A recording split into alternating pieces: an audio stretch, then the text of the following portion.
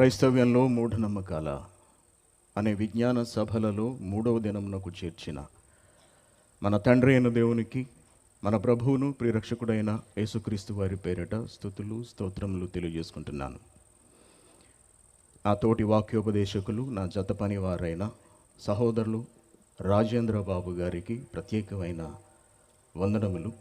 అలాగే వేదికను అలంకరించిన ఇతర పెద్దలకు, సేవకులకు, అలాగే వేదిక ముందు వాక్యాన్ని వినడానికి ఆసీనులైన మీ అందరకు మన ప్రభువును ప్రియరక్షకుడైన యేసుక్రీస్తు వారి పేరిట వందనాలు.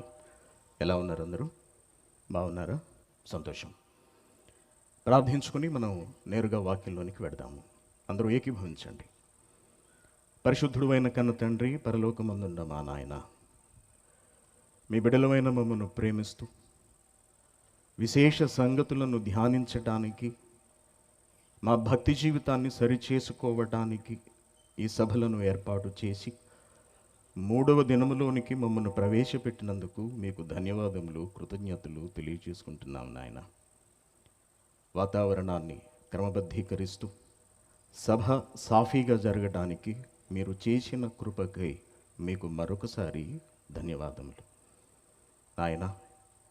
క్రైస్తవ్యంలో పేరుకున్న అజ్ఞానాన్ని, మూఢత్వాన్ని తొలగించటానికి అవసరమైన వాక్కులను 2 రోజుల పాటు మీరు ప్రసాదించారు. ఈరోజు కూడా నాయన విలువైన సంగతులను మా అందరకు నేర్పించండి. వాక్యాన్ని ప్రకటిస్తున్న నాకు సమయోచితమైన జ్ఞానమును, వాక్యాన్ని వింటున్న మీ బిడ్డల మనస్సులను తెరవమని కోరుకుంటూ క్రీస్తు పేరిట ఈ ప్రార్థన మీకు సమర్పిస్తున్నాము తండ్రి. ఆమెన్. క్రైస్తవ్యంలో మూఢనమ్మకాల గడిచిన 2 రోజులుగా విశేషమైన సంగతులను మనం విన్నాం. దేవుని పిల్లలారా, క్రైస్తవ్యాన్ని సంస్కరించాలి అనేదే ఈ సభల ముఖ్య ఉద్దేశం. ఎవరినో వెలుతు చూపించడానికో, అవమానించడానికో, బాధ పెట్టడానికో కాదు. మన ఇంటిని మనం బాగు చేసుకోవాలి, మన కుటుంబాన్ని మనం చక్కబెట్టుకోవాలి, మన భక్తి జీవితాన్ని మనం వాక్యానుసారంగా నడిపించాలి. అదే ఈ సభల వెనుక ప్రధానమైన లక్ష్యం. దేవుని పిల్లలారా, గడిచిన 2 రోజులుగా మాట్లాడిన మాటలలో విలువైన విషయాలు మీరు విన్నారు. అవి మీ ఆత్మలకు ఎంతో ఉపయోగపడేవి. మూఢత్వం నుండి క్రైస్తవులను బయటకు రప్పించేవి. మూఢనమ్మకం అంటే ఏమిటో మనం చూసాం. మూఢత్వము అనగా అవివేకము, అనగా తెలివి లేనితనము, తెలివి తక్కువతనము, అజ్ఞానము. దీనిని మూఢత్వం అంటారు. అలాగే నమ్మకం అంటే ఏమిటో మనందరికీ తెలుసు. నమ్మకం అనగా విశ్వాసము. ఈరోజు మనుషులు తమకు అవసరమైన దాని కొరకు, లేక తమకు లాభం చేకూరటం కొరకు, తమ బ్రతుకులు సక్రమంగా నడుచుట కొరకు దేనినైనా అనుసరించేస్తారు.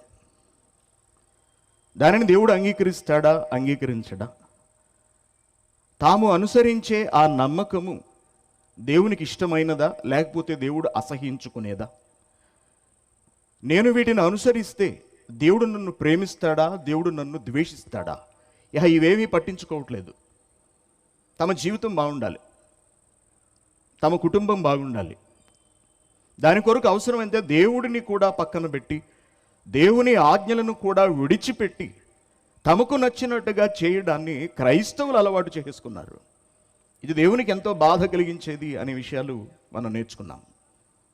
దేవుని పిల్లలారా, క్రైస్తవ్యంలోకి మూఢనమ్మకాలు ప్రవేశించాయి అనే సంగతి మనం చూసాం గడిచిన 2 రోజులు. అనేక విశ్వాసాల నుండి, అనేక మతాలు అందామని, లేకపోతే అనేక మతాల నుండి క్రైస్తవ్యంలోనికి ప్రపంచవ్యాప్తంగా ఉన్నవాళ్ళు వస్తూ ఉంటారు. ఆయా మతాలలో, ఆయా విశ్వాసాలలో, నమ్మకాలలో వాళ్ళు బ్రతికినప్పుడు వాటిలో ఉండగా వాళ్ళు కొన్ని పద్ధతులు, కొన్ని నమ్మకాలు వాళ్ళు జరిగించారు. అయితే వాటి నుండి క్రైస్తవ్యంలోనికి ప్రవేశించిన తర్వాత కూడా వాటినే కొనసాగించుకుంటూ వెళ్ళటం ఎంతవరకు సమంజసము అనే విషయాలు మనం ఆలోచించాం. అవి సమంజసం కాదు. ఎందుకంటే నువ్వు మరొక విశ్వాసంలో ఉన్నప్పుడు అప్పటి వరకు అవి నీకు సహేతుకం కావచ్చేమో, కానీ నువ్వు క్రైస్తవ్యంలోనికి ప్రవేశించిన తర్వాత క్రైస్తవుడిగా బ్రతకాలి, క్రీస్తును ధరించుకున్న వాడిగా జీవించాలి, మూఢనమ్మకాలు కలిగిన వాడిగా ఉండకూడదు, అనగా అజ్ఞానవంతులుగా ఉండకూడదు. క్రైస్తవుడు పరిపూర్ణుడు సంపూర్ణుడై ఉండాలి అన్నది దేవుని ఆకాంక్ష అనే విషయం మనం నేర్చుకున్నాం ఇంతవరకు. మరి మనం మూఢనమ్మకాలతో ఉంటే మనం పరిపూర్ణులము కాగలమా? మనం ఆజ్ఞలను పాటించకుండా లోక ఆచారాలను పాటించుకుంటూ వెళితే సంపూర్ణులము కాగలమా? సంపూర్ణులు కాకుండా దేవుడు మనలను పరలోకమునకు చేర్చుకుంటాడా? చెప్పండి, చేర్చుకోడు.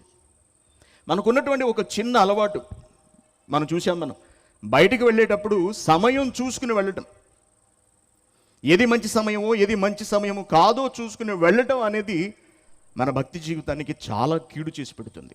ఈ చిన్నది సరిపోతుంది దేవుడు మనలను పరలోకమునకు రానివ్వకుండా వేరుగా ఉంచటానికి. ఇటువంటివి మన ఆత్మలకు చాలా ఆటంకాన్ని కలిగిస్తాయి, మన భక్తి జీవితాన్ని ధ్వంసం చేసేస్తాయి. కాబట్టి ఇతర విశ్వాసాల నుండి వచ్చిన వాళ్ళు ఎవరైనా సరే క్రైస్తవ్యంలోనికి ప్రవేశించిన తర్వాత సంపూర్ణమైన క్రైస్తవులుగా బ్రతకాలి, మూఢనమ్మకాలను విడిచిపెట్టాలి, ఆచారాలను విడిచిపెట్టాలి, ప్రమాదకరమైన పద్ధతులను విడిచిపెట్టాలి. వీటన్నిటిని మనం నేర్చుకున్నాం. Very good. ఇంతవరకు ఇతర నమ్మకాల నుండి క్రైస్తవ్యంలోనికి నమ్మకాలు అనగా మూఢనమ్మకాలు తెచ్చుకుని పాటించడం గురించి మనం నేర్చుకున్నాం. క్రైస్తవ్యంలోనికి మూఢనమ్మకాలు ఎక్కడి నుంచి వచ్చాయంటే బయట నుండి వచ్చాయి అని మనం ఇంతవరకు చూసాం. బాగుంది, సంతోషం. మరి క్రైస్తవ్యం నుండి పుట్టుకొచ్చిన మూఢనమ్మకాలు అంటూ ఏమీ లేవా? అంతే కదా. ఎవరి నమ్మకాలో క్రైస్తవ్యంలోనికి చొప్పిస్తున్నారు అని మనం చెప్పుకున్నాం ఇంతవరకు, కరెక్టే. మరి క్రైస్తవ్యం నుండి పుట్టుకొచ్చిన, క్రైస్తవులు పుట్టించిన, క్రైస్తవులు కల్పించుకున్న మూఢనమ్మకాలంటూ ఏవీ లేవా? దాని గురించి కూడా ఆలోచించాలి కదా, న్యాయం ఉండాలి కదండి మనకు కూడా. ఎంతసేపు ఎవరో ఏదో మనకు నేర్పించేశారో, లేకపోతే ఒకప్పుడు మనం పాటించాం దాన్నే ఇప్పుడు కొనసాగిస్తున్నాం అని చెప్పుకుంటున్నామే తప్పించి, మరి క్రైస్తవ్యంలో నుంచి కూడా ఏవైనా మూఢనమ్మకాలు, మూఢాచారాలు ఇటువంటివి ఏవైనా పుట్టుకొచ్చాయా? వాటిని మనం ఏమైనా జరిగిస్తున్నామా? ఆలోచించాలి కదా, న్యాయంగా ఆలోచించాలి కదండి మనం కూడా. మనలో ఏమీ లేవా? క్రైస్తవులు మూఢనమ్మకాలు ఏమీ పాటించట్లేదా? క్రైస్తవ్యం నుండి మూఢనమ్మకాలు ఏమీ బయలుదేరలేదా? తెలుసుకోవాలి. మనల్ని మనం పరీక్షించుకునే సభలు ఇవి. మన భక్తి జీవితాన్ని మనం ఆలోచించుకోవడానికి ఏర్పాటు చేసిన సభలు ఇవి. ఎవరో మనల్ని ఏదో చేస్తున్నారు, ఎవరో మన మీద ఏదో బలవంతంగా రుద్దుతున్నారు అని మనం అనుకోకుండా మన వలన కూడా ఏమైనా తప్పులు జరుగుతున్నావా అనే సంగతిని మనం ధ్యానించడం చాలా చాలా అవసరం, చాలా అవసరం. దేవుని పిల్లలారా, మూఢనమ్మకాన్ని చాలా తక్కువ మంది ప్రతిపాదిస్తారు, అనగా కల్పిస్తారు. మూఢనమ్మకాన్ని చాలా తక్కువ మంది కల్పిస్తారు, చాలా ఎక్కువ మంది దాన్ని అనుసరిస్తారు. మూఢనమ్మకాన్ని పుట్టించిన వాళ్ళు చాలా తక్కువగా ఉంటారు. మూఢనమ్మకాన్ని సమాజం మీద రుద్దిన వాళ్ళు చాలా తక్కువ మంది ఉంటారు. కానీ దాన్ని ఆచరించే వాళ్ళు, దాన్ని పాటించే వాళ్ళు, దాన్ని తీసుకువెళ్ళే వాళ్ళు మాత్రం చాలా ఎక్కువ మంది ఉంటారు. ఏదైనా ఒక మూఢనమ్మకాన్ని సమాజంలోకి తీసుకొచ్చినప్పుడు అది ఎంతవరకు ప్రయోజనకరము, అది ఎంతవరకు శాస్త్రబద్ధంగా ఉన్నది, లేకపోతే క్రైస్తవ్యంలో ఏదైనా ఒక మూఢనమ్మకంగా అనిపించినప్పుడు అది ఎంతవరకు వాక్యానుసారంగా ఉన్నది, వాక్యమునకు వ్యతిరేకంగా ఉన్నది అని ఆలోచించేవాళ్ళు ఎవరూ లేకుండా పోతున్నారండి. ఎవరో ఒక ఆయన ఒక దానిని ప్రవేశపెట్టాడు, అది ఎంతవరకు వాక్యానికి అనుగుణంగా ఉన్నది ఎవరూ ఆలోచించలేదు, దాన్ని జరిగించుకుంటూ వెళ్ళిపోతూ ఉంటారు అంతే. అటువంటివి మనం ఈరోజు ఒకటి ఆలోచిద్దాం. మనం తెలుసుకోవాలి అండి, మనం తెలుసుకోవాలి. ఇప్పుడు మీరు వినబోయే మాటలు మీకు చాలా బాధ కలిగించవచ్చు, చాలా ఇబ్బంది పెట్టవచ్చు. కానీ ఆలోచించాలి మీరందరూ. ఎవరినో బాధ పెట్టడానికో, ఎవరినో వేలెత్తి చూపించడానికో, ఎవరినో అవమానించడానికో కాదు ఈ సభలు. నేను మీకు మరలా చెబుతున్నాను, మన భక్తి జీవితాన్ని ఒక్కసారి మనం సరి చేసుకున్నట్టు కొరకు, మనలో ఏవైనా లోపములు కనుక ఉంటే వాటిని సరిచేసుకుని దేవునికి అనుగుణంగా బ్రతుకుట కొరకే ఇది. కాబట్టి వింటున్న మాటలను బట్టి మీకు ఏదైనా బాధ కలిగితే బాధ కలిగితే దాన్ని మీరు వాక్యం దగ్గరికి తీసుకొచ్చి ఆలోచించాలి తప్పించి వ్యక్తిని చూడకూడదు అని మీకు నేను ప్రారంభపు రోజున చెప్పాను, మరలా చెబుతున్నాను. ఎందుకంటే ప్రజలు ఎలా ఉన్నారంటేనండి, జనులు ఎలా ఉన్నారంటే హితవాక్యమును చెబితే సహించే విధంగా లేరట. ఈ మాట నేనంటున్నది కాదు, బైబిలే అంటున్నది. సాక్షాత్తు పరిశుద్ధాత్మ గారి చెబుతున్నటువంటి మాట ఇది. ఒకసారి మనం చూద్దాం తిమోతికి రాసిన రెండో పత్రిక, తిమోతికి రాసిన రెండో పత్రిక 4వ అధ్యాయము 3వ వచనం. తిమోతికి రాసిన రెండో పత్రిక 4వ అధ్యాయము 3వ వచనం. ఎందుకంటే జనులు అంటే ఎవరు తెలుసా? జనులు అంటే ఎవరు? జనులు అనగా ఎవరు? ప్రజలు. జనులు ఎక్కడున్నారు? జనులు ఎక్కడున్నారు? జనులు ఎక్కడున్నారు చెప్పండి. ఇదిగో ఎక్కడున్నారు. క్రైస్తవ జనులు ఎక్కడున్నారు? ఇదిగో ఎక్కడున్నారు. క్రైస్తవ ప్రజలు ఎక్కడుంటారు? అదిగో చర్చిలో ఉంటారు. విశ్వాసులు ఎక్కడుంటారు? సంఘాల్లో ఉంటారు. ఇదిగో ఇటువంటి సభలలో ఉంటారు. క్రీస్తును నమ్మిన వాళ్ళు. ఆ జనుల గురించే మాట్లాడుతున్నాడు, అనగా మన గురించే మాట్లాడుతున్నాడు, విశ్వాసులైన వారి గురించే మాట్లాడుతున్నాడు. జనులు ఎంత పెద్ద మాట అన్నాడు చూసారా? హితబోధను సహింపరు. జనులట, విశ్వాసులట హితబోధను సహింపరు. హితబోధ అంటే ఏమిటి? హితబోధ అనగా ఆత్మకు ఆరోగ్యాన్ని కలిగించే బోధ. హితబోధ అనగా ఆత్మకు ఆరోగ్యాన్ని కలిగించే, శరీరానికి ఆరోగ్యాన్ని కలిగించే బోధ కాదు, ఆత్మకు శ్రేయస్సును అందించే బోధ. ఇప్పుడు జనులు ఎలా ఉన్నారట? జనులు హితబోధను సహింపరు, సహించరు. మరి ఏం చేస్తారట?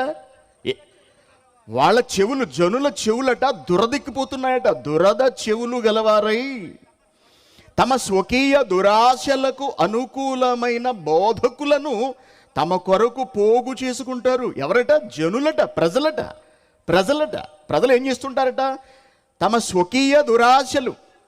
ప్రజలలో కొన్ని ఆశలు ఉన్నాయి, జనులకు కొన్ని ఆశలు ఉన్నాయి. ఆ ఆశలు తీర్చేలా, ఆశలు తీరేలా ఎవరు మనకు వాక్యం చెప్తారు? మా కోరికలు తీర్చడానికి ఎవరు మా కొరకు ప్రార్థన చేస్తారు? ఎవరు మాకు అనుగుణంగా మాట్లాడతారు అని వాళ్ళు ఎదురు చూస్తూ ఉంటారట. హితబోధను సహింపక దురద చెవులు గలవారై తమ స్వకీయ దురాశలకు అనుకూలమైన బోధకులు. తమ స్వకీయ దురాశలకు అనుకూలమైన బోధకులు. ఆ బోధకులను వీళ్ళు తమ కొరకు పోగు చేసుకుంటారు. మీరు వింటుంటారు అప్పుడప్పుడు కొన్ని సంఘాల్లో ఒక పాస్టర్ను తెచ్చుకుంటారండి. ఒక పాస్టర్ను డబ్బులు ఇచ్చి తెచ్చుకుంటారు. ప్రతి వారం రమ్మని వాక్యం చెప్పించుకుంటూ ఉంటారు. పాస్టర్ గారు ఏదన్నా కొంచెం గట్టిగా మాట్లాడాడు అనుకోండి, సంఘంలో ఎవరినైనా తప్పు చేస్తున్న వాళ్ళని కొద్దిగా ఖండించాడు అనుకోండి, ఇంకంతే. ఆ పాస్టర్ గారితో గొడవ పెట్టేసుకుని ఆయన అక్కడి నుంచి పంపించేస్తారు, తరిమేస్తారు. ఒక విధంగా చెప్పాలి అంటే ఎందుకు ఆ పని చేశారు? వాళ్ళకు అనుగుణంగా మాట్లాడలేదు, వాక్యానికి అనుగుణంగా మాట్లాడాడు. వారి బ్రతుకులను మార్చడం కొరకు కాస్త కఠినంగా మాట్లాడాడు, అంతే. ఆ పాస్టర్ గారు మాకు అక్కర్లేదు. అంటే జనులకు ఏం కావాలి? వాళ్ళను బాగా మాలిష్ చేసే బోధలు కావాలన్నమాట. తమ స్వకీయ దురాశలకు అనుకూలమైన బోధకులను తమ కొరకు పోగు చేసుకుందరు, సత్యమునకు చెవినివ్వరు. ఎవరు? ఎన్ని మాటలండి మన గురించేనండి. ఎవరి గురించో రాశారని కానీ మీరు అనుకుంటున్నారా? కాదు. క్రైస్తవుల గురించి రాసిన మాటలు, విశ్వాసుల గురించి రాసిన మాటలు. విశ్వాసులు అన్నీ వినరట, కొన్నే వింటారట. అన్నిటి గురించి ఆలోచించరట, కొన్నిటి గురించి ఆలోచిస్తారట. బోధంతా వినరట, వారికి నచ్చే బోధ అయితేనే వింటారట. ఎంత విడ్డూరంగా ఉంది చూడండి. ఎందుకు చూడగా ఏమంటున్నాడు? సత్యమునకు చెవినివ్వక, సత్యానికి చెవినివ్వక. కల్పన, కథ చెప్పాలి, కథలు చెబితే వింటారు, సత్యం చెబితే వినరు. ఎందుకు? సత్యం బాధ కలిగిస్తుంది. సత్యం బాధ కలిగిస్తుంది. లెక్కలు సరిగ్గా రావు. స్కూల్కి వెళ్ళామనుకోండి, హోంవర్క్ చేయలేదా అని టీచర్ అడుగుతాడు. ఆ టీచర్ని తలుచుకుంటేనే కోపం వచ్చేస్తుంటుంది. భయం కాదు, కోపం వచ్చేస్తుంటుంది. ఈ టీచర్ ఈ స్కూల్ నుండి ఎప్పుడు ట్రాన్స్ఫర్ అయిపోతాడా అనుకుంటుంటాడు పిల్లడు. లేకపోతే వీడు ఎప్పుడు చచ్చిపోతాడు అనుకుంటుంటాడు ఏకంగా. ఎందుకు? వీడికి లెక్కలు రావు, లెక్కలు చేయడం వీడికి ఇష్టం అవ్వట్లేదు. అందుకు ఏకంగా టీచర్ మీద దాడి చేస్తాడు. జనులు ఎలా ఉన్నారంటేనట, సత్యమునకు చెవినెవరట. సత్యం ఎవరు చెబుతారు? సత్యం చెప్పేది ఎవరు? సత్యాన్ని చెప్పేది దేవుడు. సత్యాన్ని ప్రకటిస్తున్నది వాక్యము. బైబిల్లో ఉన్న వాక్యము సత్యం చెబుతోంది. ఆ సత్యానికి చెవినివ్వక మరి ఏం చేస్తారట? కల్పనా కథల వైపు తిరిగిపోతూ ఉంటారట. కథలు చెప్పేవాళ్ళు కావాలి. Very good. ఇప్పుడు నేను మిమ్మల్ని అడుగుతున్నాను, జనులైన మిమ్మల్ని అడుగుతున్నాను, మీకు హితవాక్యము కావాలా? మీకు హితబోధ కావాలా? వద్దా? చెప్పండి. మీ ఆత్మలను రక్షించే వాక్యము మీకు కావాలా? చెప్పండి. అది కఠినమైనా మీరు వింటారా? వినరా? కఠినమైనా మేము వింటాము అన్నవాళ్ళు చేతులెత్తండి. అది ఎంత బాధ కలిగించేదైనా సరే పర్వాలేదు, మేము వింటాము, మేము ఆలోచిస్తాము అన్నవాళ్ళు చేతులెత్తండి. సో చెప్పొచ్చు కదా, ఆలోచిస్తారు కదా. Very good. ఆలోచించాలండి, ఆలోచించాలి. వాక్యం ఉన్నది మన కొరకు, మనం సరిచేసుకుంటూ కొరకే తప్పించి వాక్యం మనల్ని నిందించడానికి లేదండి. నేను మీతో చెబుతున్న మాటలు, లేదా సహోదరులు మీతో చెబుతున్న మాటలు మీ మేలు కోరి చెబుతున్నవే తప్పించి మిమ్మల్ని బాధ పెట్టాలని కాదు. మరలా చెబుతున్నాను, మరలా మరలా మరలా మరలా ఈ విషయాన్ని ఎందుకు చెబుతున్నామో తెలుసా అండి? ప్రతి మాటను తప్పుగా అర్థం చేసుకునే వాళ్ళు సమాజంలో ఎక్కువైపోయారు. నిన్న ఒక విషయాన్ని నేను మీకు తెలియజేశాను. ఇల్లు కట్టుకునేటప్పుడు కొలతలు వేస్తున్నారు, లెక్కలు చూసుకుంటున్నారు, దిక్కులను చూస్తున్నారు అని. దీని అంతటినీ కలిపి చెప్పే ఒక పదం ఉంది. ఆ పదాన్ని నేను ప్రస్తావించలేదు. ఆ పదం ఏమిటో మీకు తెలుసు. తూర్పుని ఇది ఉండాలి, పడమర అది ఉండాలి, దక్షిణాన్ని ఇది ఉండాలి, తూర్పు మరొక దిక్కును మరొకటి ఉండాలి అని చెప్పడానికి ఒక పదం ఉంది. ఆ పదాన్ని ప్రయోగించలేదు నేను. కారణం ఏంటో తెలుసా? ఆ పదం మాది, మీరెందుకు వాడుతున్నారు అని అడిగే వాళ్ళు ఎక్కువైపోతున్నారు సమాజంలో. ఆ పదం మాది, ఆ పదాన్ని మీరెందుకు వాడుతున్నారు అంటున్నారు. అందుకు చెప్పకుండా చాలా చాలా కంట్రోల్ చేసుకోవాల్సి వచ్చింది. మైండ్ అంతా చెదిరిపోయింది దానివల్ల నాకు. ఎందుకంటే జనులకు ఇష్టమైనదే చెప్పాలి, కష్టమైనది చెబితే వినే పరిస్థితుల్లో లేరు. దేవుని పిల్లలారా, చాలా త్వరగా ఒక విషయాన్ని మీకు చెబుతాను. అది మీకు చాలా బాధ అనిపిస్తుంది, కానీ తప్పదు, స్వీకరించండి. బైబిల్ గ్రంథంలో ఒక మంచి మాట ఉందండి. దాన్ని చూసి మనం మన అధ్యయనాన్ని ప్రారంభిద్దాం కాసేపు. పేతురు రాసిన 2వ పత్రిక 3వ అధ్యాయము. పేతురు రాసిన 2వ పత్రిక 3వ అధ్యాయము 16వ వచనం. పౌలు గురించి మాట్లాడుతున్నాడు పేతురు గారు. పౌలు మహాశయుని గురించి రాస్తున్నాడు, పత్రిక రాస్తున్నాడు. ఆ పత్రికలో ఏమంటున్నాడు? పత్రికలో పౌలును ప్రస్తావిస్తున్నాడు. ఏమంటున్నాడు? పౌలు కొన్నిటిని గూర్చి తన పత్రికలన్నిటిలోనూ బోధించుచున్నాడు. అయితే వాటిలో కొన్ని సంగతులు గ్రహించుటకు కష్టమైనవి. బైబిల్ గ్రంథంలోని కొన్ని సంగతులు గ్రహించుట కష్టము. బైబిల్లోని కొన్ని సంగతులు గ్రహించుట కష్టము. తమ్ముడు, దాన్ని ఆఫ్ చేసేయండి, దాన్ని దింపేసేయండి. జనాలు వాక్యం కూడా దాంతో ఎంజాయ్ చేస్తున్నారు. దాన్ని దింపేసేయండి ప్లీజ్. ఏమంటున్నాడు? వీటిని గూర్చి తన పత్రికలన్నిటిలోనూ బోధించుచున్నాడు. అయితే పౌలు రాసిన వాటిలో, లేక వాక్యంలో ఉన్న వాటిలో, బైబిల్ గ్రంథంలోని వాటిలో కొన్ని సంగతులను గ్రహించుట కష్టమైనవి. కొన్ని సంగతులు గ్రహించుటకు కష్టమైనవి. వాటిని అర్థం చేసుకోవడం కష్టం. దానికి చాలా హై స్టాండర్డ్ కావాలి. అయితే కొందరు ఆ స్టాండర్డ్ అందుకోలేక తమకు అందినంత వరకు ఉన్న వాక్యాన్ని అపార్థం చేసుకుంటున్నారట. చెబుతున్నాడు చూడండి, ఏమంటున్నాడు? వీటిని విద్యావిహీనులు, అస్థిరులైన వారు, వేటిని? వాక్యమును, పౌలు రాసిన సంగతులను. పౌలు రాసిన సంగతులు అంటే దేవుడు పరిశుద్ధాత్మ గారి ద్వారా పౌలుచే పలికించిన సంగతులు, బైబిల్లో వ్రాయించిన సంగతులు. వీటిని విద్యావిహీనులు, అస్థిరులైన వారు మిగిలిన లేఖనములను, అనగా బైబిల్లో వ్రాయబడిన అనేక సంగతులను ఎలా అపార్థం చేసుకున్నారో పౌలు రాసిన వాటిని కూడా అపార్థం చేసుకుంటున్నారు అంటున్నాడు. వాక్యాన్ని అపార్థం చేసుకుంటున్నారట. వాక్యాన్ని అపార్థం చేస్తున్నారట. వాక్యాన్ని అపార్థం చేస్తున్నారట. ఏమన్నా అపార్థం చేసుకుంటే ఏం జరుగుతుంది? పౌలు గారు రాశారు, అవి చాలా కష్టంగా ఉన్నాయి, అర్థం కాలేదు, అర్థమైనంత వరకు ఆలోచించుకుని పెడుతున్నారు.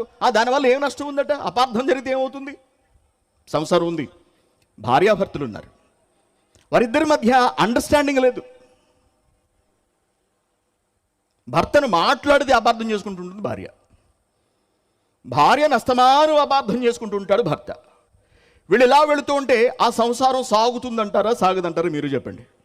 ఆ సంసారం నిలబడదు, ఆ కాపురం కొనసాగదు. అపార్థాలతో ఉన్నటువంటి కాపురం కుప్పకూలిపోతుంది. అపార్థము ఇరువురికి ప్రమాదాన్ని తెచ్చిపెడుతుంది. భార్య అపార్థం చేసుకుంటే ఆమె జీవితానికి నష్టం, భర్త అపార్థం చేసుకుంటే భర్త జీవితానికే నష్టం. ఇప్పుడు ప్రజలు వాక్యాన్ని అపార్థం చేసుకుంటున్నారట. ఆ అపార్థం చేసుకుంటే ఏం జరుగుతుందట? తమ స్వకీయ నాశనమునకు అపార్థం చేస్తున్నారు అంటున్నాడు. ఆలోచించండి చాలా జాగ్రత్తగా. వాక్యాన్ని అర్థం చేసుకోలేకపోతున్నారు, అపార్థం చేస్తున్నారు, మరియు అపార్థమును జరిగిస్తున్నారు అంటున్నాడు. అనగా వాళ్ళకు అర్థమైనంతలోనే వాళ్ళు వాక్యాన్ని మార్చేస్తున్నారు, తిప్పేస్తున్నారు అంటున్నాడు. వాక్యాన్ని తిప్పేస్తే, వాక్యాన్ని సరిగా అర్థం చేసుకోకపోతే, వాక్యాన్ని వక్రీకరించి చెబితే, వాక్యాన్ని వక్రంగా తిప్పేస్తే, అనగా ఒక అర్థంతో దేవుడు మాట్లాడినప్పుడు ఆ అర్థాన్ని గ్రహించకుండా మరొక అర్థాన్ని కనుక తీసుకుని ఇతరులకు దాన్ని చెప్పి దాన్ని పాటింపచేస్తే దాని వలన నాశనమే సంభవిస్తుంది అంటున్నాడు. నాశనం అనగా వాక్యాన్ని అపార్థం చేస్తే, వాక్యాన్ని వక్రంగా తిప్పితే ఆ వ్యక్తి నాశనం అవుతాడు, ఆ వాక్యాన్ని విన్నవాళ్ళు నాశనం అయిపోతారు. కాబట్టి మనకి ఎటువంటి వాక్యం కావాలి? వక్రముగా తిప్పబడిన వాక్యం కాదు మనకు కావాల్సింది, హితవాక్యం మనకు కావాలి. హితవాక్యం కావాలి, ఎవరికైనా సరే హితవాక్యం కావాలి. దేవుని పిల్లలారా, ఇదంతా ఎందుకు చెప్పాల్సి వస్తుందంటేనండి, క్రైస్తవ్యంలో ఒక భయంకరమైన మూఢనమ్మకం. అసలు దాని గురించి మాట్లాడితేనే చాలామంది బాధపడిపోతుంటారు. అసలు అటువంటివి మాట్లాడకూడదు అనుకుంటున్నారు. ఎంత విడ్డూరం అండి. కరోనా భారతదేశంలో 5,30,000 మందిని చంపింది. ప్రపంచవ్యాప్తంగా ఇంచుమించు 1 కోటి మంది వరకు వెళ్ళబోతోంది త్వరలో. ఇది మరణించిన వారి సంఖ్య. మన ఆంధ్రప్రదేశ్లో చాలామంది సేవకులు కూడా చనిపోయారు. మీ అందరికీ తెలుసు, సేవకులు వేల సంఖ్యలో. పాస్టర్లు కూడా చనిపోయారండి. పాస్టర్లు మరి మీ ఏరియాలో కూడా మరి మరణించారేమో నాకు తెలియదు, కానీ వాట్సాప్లో చూసినప్పుడు ఫలానా చర్చి సంఘ కాపరి గారు మరణించారు, ఈ అయ్య గారు మరణించారు, ఆ పెద్దలు మరణించారు అని చెప్పినప్పుడు చాలా బాధ అనిపించింది. బాధకులు చనిపోయారు. మీ అందరికీ తెలిసిన విషయం ఇది. నేను పోయిన నెల 23న కర్నూలు వచ్చానండి. కర్నూలులో ట్రైన్ దిగి వెళుతుండగా, హోటల్కి వెళుతుండగా ఒక పోస్టర్ కనిపించింది. Very good. ఆ తర్వాత ఈ నరసాపురం వచ్చాను నేను. నరసాపురంలో మరొక పోస్టర్ కనిపించింది. ఆ పోస్టర్ చూసి నేను ఆశ్చర్యపడ్డాను. ఇంతకీ ఆ పోస్టర్లో ఏముందనుకుంటున్నారు? సువార్త స్వస్థత సభలు. పోస్టర్లు ఏముందంటే మీరు కూడా చూసుంటారు, ఇక్కడ కూడా అంటించున్నాయి చాలా పోస్టర్లు. ఉన్నాయా లేవా? ఉన్నాయి. సువార్త స్వస్థత సభలు అనగా సువార్త చెబుతారు, బాగుంది. సభలో స్వస్థత కూడా చేస్తారు, వాటిని జరిగించే సభలు అని వ్రాసి ఉంది. వెరీ గుడ్, సంతోషం. అప్పుడు నాకు ఒక డౌట్ వచ్చింది. అదేమిటి, ఇంత చక్కగా ఇంత పబ్లిక్గా మేము స్వస్థత చేస్తాము అని బహిరంగంగా ప్రకటిస్తున్నప్పుడు, బహిరంగంగా స్వస్థత చేస్తున్నప్పుడు ఇంకా పోస్టరే వేశారు అంటే అసలు భారతదేశంలో ఇన్ని లక్షల మంది ఎందుకు చచ్చిపోయారు? ఎలా చచ్చిపోయారు?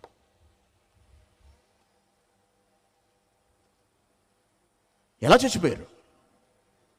ఎందుకు చచ్చిపోయారు?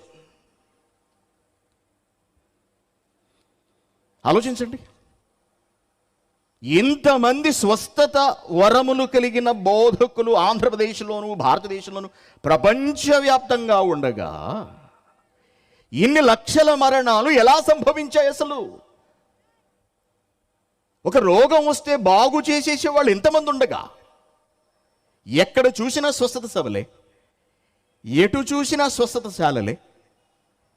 ఏ బోధకుడు కొత్తగా మనకు కనిపిస్తున్నా అతడు వేసే ప్రధానమైన బ్యానర్ పాంప్లెట్ ఏమిటంటే స్వస్థత ప్రార్థనలు చేయబడును, స్వస్థతలు చేయబడును అని ఉంటుంది.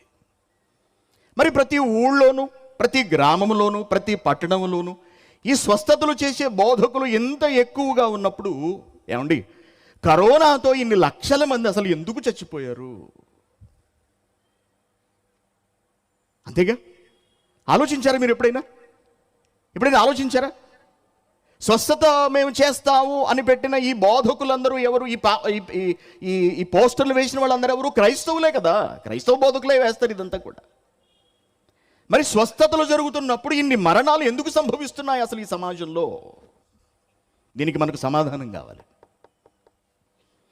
ఇది మనం ఆలోచించాలి. క్రైస్తవులముగా ఇది మనం ఆలోచించకపోతే రేపు దేవుడు అడిగే ప్రశ్నలకు మనం సమాధానం చెప్పలేం. మనల్ని నిలబెడతాడు రేపొద్దుడు దేవుడు.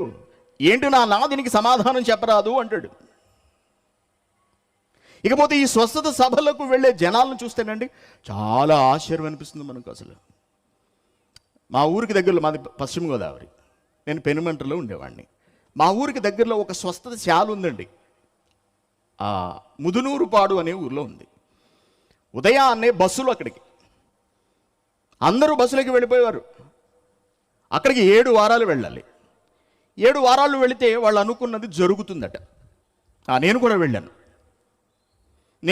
చూశాను. అందరూ స్వస్థత చేయించుకోవడానికి వచ్చిన వాళ్ళే. మరి ఎంత విస్తృతంగా స్వస్థత గురించి ప్రకటించబడుతున్నప్పుడు రాజోల్లో ఎటు చూసినా హాస్పిటల్స్ కూడా కనబడుతున్నాయి. Multi speciality hospital, super speciality hospital ఎక్కడ చూసినా కనిపిస్తూనే ఉంటున్నాయి. వీళ్ళు కాక బోళ్ళంతమంది ఆర్ఎంపీ డాక్టర్లు తిరుగుతూ ఉంటారు.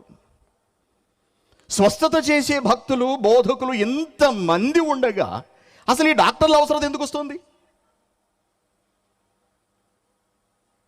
ఆలోచించండి దేవుని పిల్లలారా. మనం క్రైస్తవులమేగా, మనం ఆలోచించాలిగా. మీకు బాధ కలిగిస్తూ ఉండొచ్చు ఈ మాటలు, కానీ మీరు ఆలోచించాలి. అసలు మేము స్వస్థత చేస్తున్నాము అనే ఈ మాటను ఈ బోధకులు ఇంత ధైర్యంగా, ఇంత డైరెక్ట్గా ఎలా చెప్పగలుగుతున్నారు? దీనికి ఉన్నటువంటి ఆధారం ఏమిటి అని మనం పరిశీలిస్తే వీళ్ళకున్న ఆధారం ఏమిటో తెలుసా అండి? బైబిలే. బైబిల్ నుంచే చూపిస్తారు. అవును, బైబిల్లోనే స్వస్థత గురించి వ్రాయబడి ఉన్నది. ఎవరో కాదు, సాక్షాత్తు యేసుక్రీస్తు గారే స్వస్థత చేసినట్టుగా బైబిల్లో ఉంది. ఆయన చేయడమే కాదు, ఆయన ఒక అద్భుతమైన మాటను కూడా చెప్పి వెళ్ళారు. ఆ అద్భుతమైన మాటనే నేటి ఈ బోధకులందరూ చక్కగా మనకు చెబుతూ ఉంటారు. ఒకసారి అది చూద్దాం. అది చూసి మనం వాక్యంలోనికి వెళ్ళి మిగిలిన భాగాలను పరిశీలిద్దాం. ఒకసారి మార్కు సువార్త చివరి అధ్యాయము, మార్కు సువార్త చివరి అధ్యాయము 18వ వచనం, 17వ వచనం చూద్దామా? 17వ వచనం, నమ్మిన వారి వలన ఈ సూచక్రియలు కనబడును. ఏమనగా నా నామాన్న దెయ్యాలు వెళ్ళగొట్టుదురు, కొత్త భాషలు మాట్లాడతారు, పాములను ఎత్తుపట్టుకుందరు, మరణకరమైనది ఏది త్రాగినది వానికి హాని చేయదు, రోగుల మీద చేతులుంచినప్పుడు వారు స్వస్థత నొందుదురని వారితో చెప్పెను. ఇదిగోనండి, బైబిల్ గ్రంథమే చెబుతోంది కదా స్వస్థతలు చేస్తారు అని. మేము ఎవరి మీద అయితే చేతులు ఉంచుతామో వాళ్ళు బాగుపడతారు అని బైబిల్ గ్రంథం చెబుతోంది కదా. దానిని బట్టే కదా మేము స్వస్థతలు చేస్తున్నాము అని కొందరు బోధకులు మాట్లాడుతూ ఉంటారు. Very good. వాళ్ళు చెప్పినది ఈ వచన ప్రకారం చూసినప్పుడు చాలా కరెక్ట్గా మనకు కనిపిస్తుంది. ఇక్కడ ఒక మంచి మాట కూడా మనకు కనపడుతుంది. అదేమిటంటే మరలా చూద్దాం. 17వ వచనంలోని మొదటి మాట నుంచి మళ్ళీ చదవండి సార్ ఒకసారి. నమ్మిన వారి వలన ఈ సూచక క్రియలు అన్నట్టు చూడండి. బైబిల్ ఉన్న వాళ్ళందరూ చూడాలి, చాలా జాగ్రత్తగా వినాలి, చాలా శ్రద్ధగా వినాలి. ఒకవేళ మీరు ఏమైనా మోసపోతున్నారా? స్వస్థతల పేరుతో మీరేమైనా మోసపోతున్నారా? స్వస్థత వరాల పేరుతో మీరేమైనా దారి తప్పించబడుతున్నారా? ఇది మీకు తెలియకుండానే మీలో బాగా నాటుకుపోయినదా? ఇది ఒక మూఢనమ్మకంగా క్రైస్తవ్యంలో కూర్చుండిపోయిందా? దీనిని కనుక మనం తెలుసుకుని వదిలించుకోకపోతే మన ఆత్మలకు నష్టాన్ని కలిగించే అవకాశం మెండుగా ఉంది. అందుకే దీన్ని నేర్చుకోవాలి. ఎవరో బాధపడకుండా విశాల హృదయంతో మీరు నమ్ముకున్న బోధకుల్ని నేనేదో అనేస్తున్నాను అని అనుకుండా, నేనేదో హేళన చేస్తున్నాను అని అనుకుండా, నేనేదో విమర్శిస్తున్నాను అని మీరు అనుకోకుండా మీ హృదయాన్ని తెరిచి సత్యాన్ని, వాక్యాన్ని వింటున్నాను అనే ఆలోచనతో దీనిని గురించి నేను పరిపూర్ణంగా నేర్చుకోవాలి అనే ఉద్దేశంతో మీరందరూ శ్రద్ధగా వినాలి అని మరొకసారి నేను మీకు మనవి చేసుకుంటున్నాను, మీ శ్రేయస్సు కోరి. ఇక్కడ ఏమంటున్నాడంటే 17వ వచనంలో, నమ్మిన వారి వలన ఈ సూచక క్రియలు కనబడును అంటున్నాడు. సూచక క్రియలు కనబడును. సూచక్రియ అంటే ఏమిటి? ఈ సూచక్రియలు కనబడును అని చెప్పి కింద ఒక లిస్టు చెప్పాడు. ఆ లిస్టులో చివరిదే స్వస్థతలు జరుగుతాయి అనే మాట. Very good. సూచక క్రియ స్వస్థతలో స్వస్థత అనేది సూచక్రియలో భాగమా? స్వస్థత సూచక క్రియలో భాగమా? స్వస్థత సూచక క్రియలో భాగమా? ఎస్, స్వస్థత సూచక క్రియలో భాగము. చూద్దాం మనం అపోస్తుల కార్యములు, కొంచెం వేగంగా పెడదాం, టైం అవుతోంది. అపోస్తుల కార్యములు 4వ అధ్యాయము, అపోస్తుల కార్యములు 4వ అధ్యాయము 16వ వచనం. ఈ మనుషులను పేతురు యోహానులు కుంటివానికి కాళ్ళు ఇచ్చారు అక్కడ కదలలేని వానికి. ఎప్పుడైతే వాళ్ళు కాళ్ళు ఇచ్చారో అక్కడ ఉన్నటువంటి శాస్త్రులు పెద్దలు కంగారు పడ్డారు. వాళ్ళిద్దరిని తీసుకొచ్చి అరెస్ట్ చేసి నించోబెట్టారు అక్కడ. ఇప్పుడు వీళ్ళని ఏం చేయాలి అని వాళ్ళు తర్జన భర్జన పడుతూ మాట్లాడుకుంటున్నారు. చూడండి ఏమంటున్నారు, ఈ మనుషులను మనం ఏమి చేయదుము, వారి చేత ప్రసిద్ధమైన సూచక క్రియ చేయబడి ఉన్నది అన్నాడు. ప్రసిద్ధమైన సూచక క్రియ ఏమిటా సూచక క్రియ? కాళ్ళు లేని వారికి కాళ్ళు ఇచ్చారు అనగా స్వస్థత చేశారు అనగా స్వస్థత సూచక క్రియలో భాగమా? ఎస్, సూచక క్రియలో భాగం. సూచక క్రియ అంటే ఏమిటి ఇంతకీ? ఇది మనకు అర్థం కావాలండి. నేటి సమాజంలో జరుగుతున్న దానికి, ఏ సమాజంలో? క్రైస్తవ సమాజంలో జరుగుతున్న దానికి ఈ సూచక క్రియ అనే పదానికి చాలా సంబంధం ఉంది. సూచక్రియ, ఈ సూచక్రియ అనే పదం మనకు పాత నిబంధనలో కూడా కనిపిస్తుంది. ఒకసారి మనం పాత నిబంధనకు వెళదాం. చూడండి ఒకసారి నిర్గమకాండము 8వ అధ్యాయము, నిర్గమకాండము 8వ అధ్యాయము 22వ వచనం. నిర్గమకాండము 8వ అధ్యాయము 22వ వచనం. మరియు భూలోకములో నేనే యెహోవాను అని నీవు తెలుసుకున్నట్లు ఆ దినమున, క్షమించండి, 7వ అధ్యాయము 3వ వచనం. 7వ అధ్యాయము 3వ వచనం. నిర్గమకాండము 7వ అధ్యాయం 3వ వచనం. అయితే నేను ఫరో హృదయమును కఠినపరిచి ఐగుప్తు దేశంలో నా సూచక క్రియలను నా మహత్కార్యములను విస్తరింపచేసేదను. ఎక్కడో కొత్త నిబంధనలో మనకు కనబడిన సూచక క్రియ అనే పదము, స్వస్థత అనే విషయాన్ని చెబుతున్నప్పుడు ప్రయోగించబడిన సూచక క్రియ అనే పదము పాత నిబంధనలో మోషే కాలంలో తండ్రి అయిన దేవుని నోట మనకు వినిపించిందండి. సూచక క్రియ. Very good. ఇంతకీ సూచక క్రియ అంటే ఏమిటి? సూచకము ప్లస్ క్రియ, ఈ రెండు పదాలను కలిపితే సూచక క్రియ అవుతుంది. సూచకము అనగా సూచించేది, సూచకము అనగా సూచించేది. సూచక క్రియ అనగా దేనినైనా ఒక దానిని సూచించడానికి చేసే పని. అర్థమవుతుంది కదా? రాసుకోవాలి. అవకాశం ఉన్న వాళ్ళందరూ రాసుకోండి. ఇది చాలా చాలా ముఖ్యమైన విషయం. సూచకము అనగా సూచించేది, ఏదైనా ఒక విషయాన్ని సూచించేది. మీ అందరికీ తెలుసు, రోడ్డు మీద పెడుతూ ఉంటాం, రాజోలు 3 కిలోమీటర్లు అని ఉంటుంది. ఆ బోర్డు మనకేం తెలియజేస్తోంది? దేన్ని సూచిస్తోంది? రాజోలు ఇంకా 3 కిలోమీటర్ల దూరంలో ఉన్నది అనే విషయాన్ని తెలియజేస్తోంది. అలాగే మరొక బోర్డు ఉంటుంది, బాణం గుర్తు వేసి అలా కొద్దిగా ఓంగి ఉంటుంది. లెఫ్ట్ టర్న్ అహెడ్ అంటాడు, అనగా ముందు ఎడమ వైపునకు వంపు ఉన్నది అని అర్థం, మలుపు తిరుగుతుంది అని అర్థం. కొన్ని చోట్ల బ్రిడ్జ్ సింబల్ వేసి ఉంటుంది. బ్రిడ్జ్ సింబల్ అనగా ఎదురుగా ఒక 1/2 కిలోమీటర్ దూరంలో బ్రిడ్జ్ ఉన్నది అని తెలియచేయటం. అనగా ఎదురుగా ఉన్నదాన్ని లేదా ఏదైనా ఒక దానిని తెలియచేయటం కొరకు సూచించేది, తెలియజేయడానికి ఏర్పాటు చేసినది, ముందు ఉన్నదాన్ని సూచించేది అని అర్థం. అది సూచకము అంటే. Very good. ఇప్పుడు దేవుడు ఏమంటున్నాడు? 3వ వచనంలో తండ్రి ఏమంటున్నాడు? నేను ఫరో హృదయమును కఠినపరిచి ఐగుప్తు దేశంలో నా సూచక్రియలను మహత్కార్యములను విస్తరింపజేసేదను. నా సూచక్రియలను తెలియజేస్తాను, నా సూచక్రియలను కనబరుస్తాను. ఎందుకు సూచక క్రియలు? ఐగుప్తు దేశంలో ఫరో ద్వారా దేవుడు ఎందుకు సూచక క్రియలు జరిగించాడు?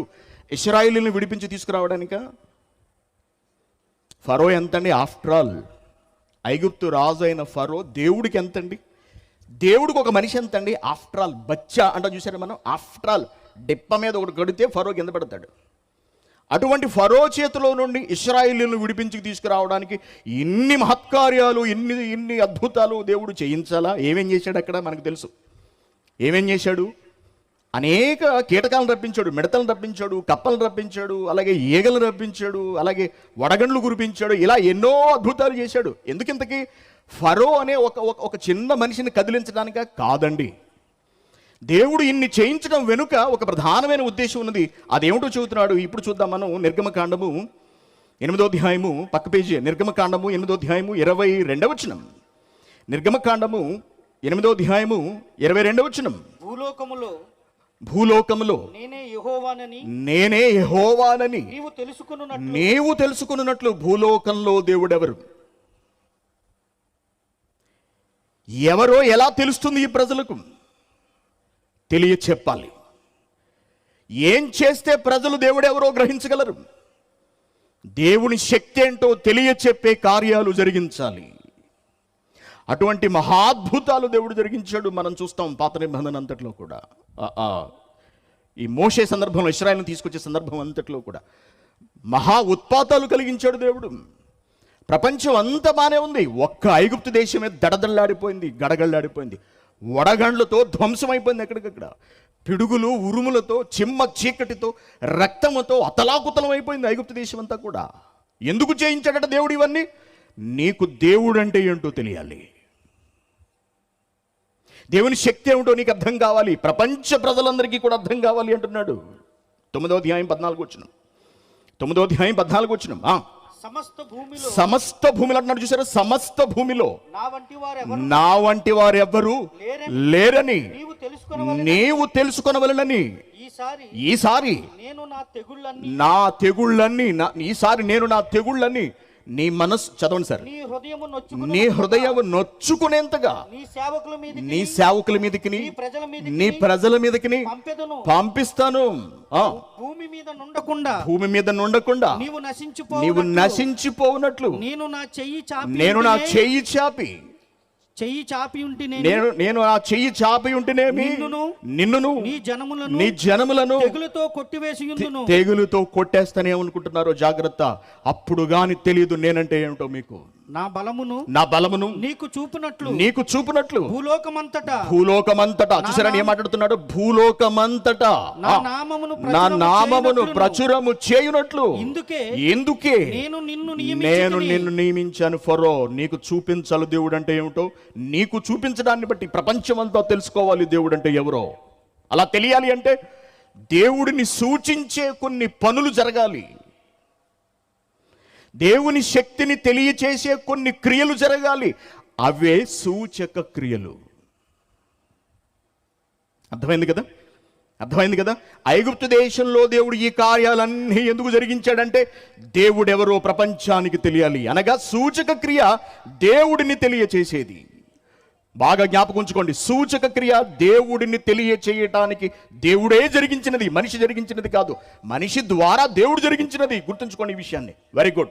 సూచక్రియలు జరిగించాడు. ప్రపంచం అంతా దేవుడు అంటే ఎవరో ప్రచురమైంది. నాటి కాలంలో కొత్త నిబంధన కాలం వచ్చింది. యేసుక్రీస్తు గారు వచ్చారు. ఎవరు యేసుక్రీస్తు? ఎవరు యేసు? ఎవరని నమ్మాలి? ఎవరు అనుకోవాలి? ఎవరిగా గుర్తించాలి యేసుని? ఒక మామూలు మనిషి, ఒక స్త్రీ గర్భాన్ని పుట్టాడు, ఒక కన్యక గర్భాన్ని పుట్టాడు. ఆయన చూడడానికి మామూలుగానే ఉన్నాడు. నేను దేవుని దగ్గర నుండి వచ్చిన దేవుని కుమారుడు అంటే ప్రపంచం కంగారు పడుతుంది, ఆయనను నమ్మదు. మరి ఆయన దేవుని కుమారుడు అని ప్రపంచం నమ్మాలి అంటే, నాటికి ఆయన చుట్టూ ఉన్న సమాజం నమ్మాలి అంటే నమ్మగలిగేవి ఏవో జరగాలి. అర్థమవుతుంది కదా మీకు? ఆయన దేవుని కుమారుడాన్ని నమ్మించగలిగే వాటిని వేటినో మరలా దేవుడు చేయించాలి. చూద్దాం యోహాను సువార్త. అటువంటివి జరిగేలేదు. చూద్దాం యోహాను సువార్త 2వ అధ్యాయము. బాగా గుర్తుంచుకోవాలి మీరందరూ. స్వస్థత అనే విషయం మీద మనం మాట్లాడుకుంటున్నాం. ఈరోజు మనం జ్ఞానాన్ని నేర్చుకుంటున్నాం. మనలో చాలా మందికి తెలియకపోవచ్చు, తప్పలేదు. విషయం అందరికీ అర్థం కావాలని లేదండి. విషయాన్ని సరిగా గ్రహించలేని వాళ్ళందరూ ఉంటారు, నేర్చుకోలేని వాళ్ళందరూ ఉంటారు.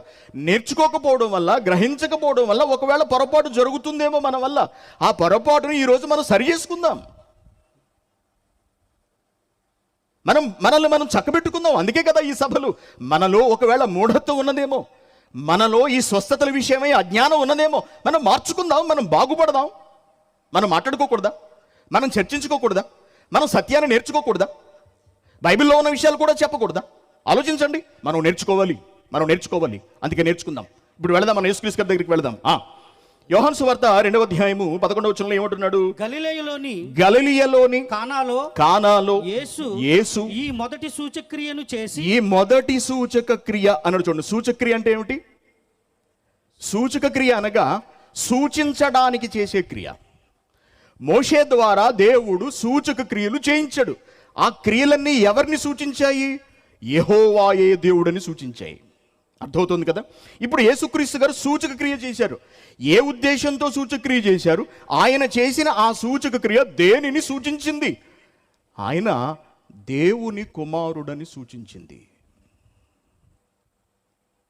అర్థమవుతుంది కదా? Very good. ఇప్పుడు మత్తయి సువార్తకి వెళ్దాం ఒకసారి. మనం మత్తయి సువార్త 4వ అధ్యాయము. మత్తయి సువార్త 4వ అధ్యాయము. మత్తయి సువార్త 4వ అధ్యాయము 23వ వచనం. యేసు వారి సమాజ మందిరములలో బోధించుచు దేవుని రాజ్యమును గురించిన సువార్తను ప్రకటించుచు ప్రజలలో ప్రతి వ్యాధిని రోగమును స్వస్థపరుచుచు గలిలయందంతటా సంచరించెను. యేసుక్రీస్తు గారు ఏం చేస్తున్నారు? వాక్యాన్ని ప్రకటిస్తూ స్వస్థతలు చేస్తున్నారట, అద్భుతాలు చేస్తున్నారట. ఈ స్వస్థతలు, అద్భుతాలు ఇవన్నీ ఏమిటి? సూచక క్రియలు. అంతేగా? సూచక క్రియలు అంటే ఇవన్నీ దేనిని సూచిస్తున్నవి? స్వస్థతలు, అద్భుతాలు చేస్తున్న ఈ యేసు, మరియమ్మ గర్భాన పుట్టిన ఈ యేసు సాక్షాత్తు దేవుని కుమారుడు అనే సత్యాన్ని నిరూపిస్తున్నాయి. అందుకు యేసుక్రీస్తు గారు స్వస్థతలు చేశారు. వాటి పేరే సూచక క్రియలు. చేసి ఆయన ఏం చెబుతున్నాడంటేనండి, స్వస్థత చేసి ఆయన ఏం చెబుతున్నాడంటే, యోహాను సువార్త 5వ అధ్యాయము 36వ వచనం. యోహాను సువార్త 5వ అధ్యాయము 36వ వచనం. 36వ వచనం. యోహాను సువార్త 5వ అధ్యాయము 36వ వచనం. కొంచెం చదవండి. అయితే యోహాను సాక్ష్యము కంటే నాకెక్కువైన సాక్ష్యము కలదు. అదేమనినా నేను నెరవేర్చుటకై తండ్రి ఏ ఏ క్రియలను నాకిచ్చి ఉన్నాడో నేను చేయుచున్న ఆ క్రియలే తండ్రి నన్ను పంపి ఉన్నాడు. నేనేం అనామకుణ్ణి కాదు. నేనేదో మరియమ్మ గారి కుటుంబంలో, యోసేపు గారి కుటుంబంలో పుట్టినంత మాత్రం చేత నేనేదో సామాన్యుడని మీరు అనుకోకండి. మీరు ఎలా అనుకుంటారనే, నా తండ్రి నా చేత కొన్ని పనులు చేయించాడు. ఏమిటా పనులు? నేను చేసిన క్రియలే. ఏమిటా క్రియలు? సూచక క్రియలు, అద్భుత క్రియలు. ఇవన్నీ కూడా నేను దేవుడి దగ్గర నుండి వచ్చాను అని నిరూపిస్తున్నవి. కాబట్టి కనీసం వాటిని బట్టైనా నేను దేవుని కుమారుడనని మీరు నమ్మండి అని వాళ్ళకు చెప్పాడు. ఎప్పుడు చెప్పాడు? సూచక క్రియలు చేసి సూచక క్రియలను బట్టి నన్ను నమ్మండి అంటున్నాడు. అనగా క్రీస్తు ఎవరో తెలియ చెప్పడానికి దేవుడు క్రీస్తు చేత చేయించినవే సూచక క్రియలు, వాటిలో ఉన్నవే స్వస్థతలు. అర్థమవుతుంది కదా మీ అందరికీ? అర్థమవుతుంది అన్నవాడు చేతులెత్తండమ్మా. వెరీ గుడ్, సంతోషం. వినండి, శ్రద్ధగా వినండి. యోహాను సువార్త 14వ అధ్యాయం. యోహాను సువార్త 14వ అధ్యాయం. ముగిద్దామేక, అయిపోతుంది టైం. యోహాను సువార్త 14వ అధ్యాయము 11వ వచనం. తండ్రి యందు నేను నా యందు తండ్రి ఉన్నామని నమ్ముడి, లేదా ఈ క్రియల నిమిత్తమైన సరే నన్ను నమ్మండి. ఈ క్రియల నిమిత్తమైనా సరే నన్ను నమ్మండి. అనగా క్రీస్తు చేసిన క్రియలు దేని కొరకు? క్రీస్తు చేసిన క్రియలు దేని కొరకు? ఆయనను నమ్మటం కొరకు. ఎలా నమ్మాలి? ఆయన దేవుని కుమారుడని నమ్మాలి. అనగా తాను దేవుని కుమారుడనని నిరూపించుకోవడానికి క్రీస్తు చేసినవే స్వస్థతలు. అర్థమవుతుంది కదా మీ అందరికీ? Very good. యేసుక్రీస్తు గారు ఇహ వెళ్ళిపోతూ ఆయన ఒక మంచి మాట చెప్పాడు. యోహాను సువార్తలోని చివరి అధ్యాయానికి పెడదాం మనం. 19వ అధ్యాయం. యోహాను సువార్త 19వ అధ్యాయం. యోహాను సువార్త 20వ అధ్యాయం, క్షమించండి, 20వ అధ్యాయం 30వ వచనం. యోహాను సువార్త 20వ అధ్యాయం 30వ వచనం. మరియు అనేకమైన ఇతర సూచక క్రియలను యేసు తన శిష్యుల ఎదుట చేశాను. ఎందుకు చేశాడు? అంత అవసరం ఏమొచ్చింది? యేసుక్రీస్తు గారు సూచక క్రియలు చేయవలసిన అవసరం ఏమొచ్చిందంటే, అవి ఈ గ్రంథమందు వ్రాయబడలేదు కానీ యేసు దేవుని కుమారుడైన క్రీస్తు అని మనము నమ్మునట్లు. యేసు దేవుని కుమారుడైన క్రీస్తు అని మనము నమ్మడానికి. మనమంటే ఎవరు? ప్రజలు నమ్మటానికి చేయబడినవే సూచక క్రియలు, స్వస్థతలు. Very good. ఆయన మరణించారు, వెళ్ళిపోయారు. అపోస్తులు సమాజంలోనికి వెళ్ళారు, వాక్యాన్ని ప్రకటించడం మొదలుపెట్టారు. వాళ్ళు కూడా స్వస్థతలు చేశారు. అదే మనం చూసింది ఇందాక. ఏమిటది? యోహాను అపోస్తుల కార్యములు